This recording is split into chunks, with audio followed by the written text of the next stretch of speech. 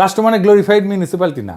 রাষ্ট্র মানে একটা ক্ষমতা কাঠামো যেখানে প্রতিপক্ষকে পরাজিত করতে হয়, জনগণকে ক্ষমতায় আনতে হয় এবং রাষ্ট্রযন্ত্রকে জনগণের অধীনে আনতে হয়।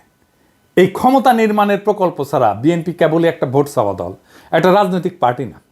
রাজনীতি মানে প্রতিপক্ষকে হটানোই শুধু না, তাকে কেন হটানো, কি ধরনের রাষ্ট্র গঠন করতে চাও, এই প্রশ্নগুলোর জবাব তৈরি করা।